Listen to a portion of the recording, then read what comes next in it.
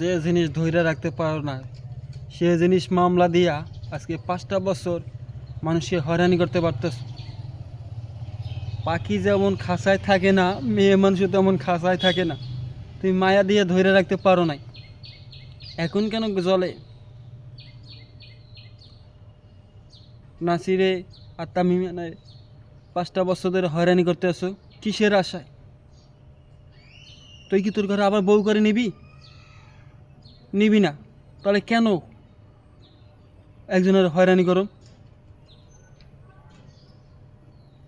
কুলঙ্গার কোথাকার। ভাই তোর ভালো একটা বুদ্ধি দি, তুই কিসের আশা এই জিনিসটা করতেছ? তুই তুই যতই করো, লাফালাফি করো, রায় পাইলি ঠিক আছে, তোর ঘরে কি যাই কি বাস করবে, সংসার করবে? করবে না।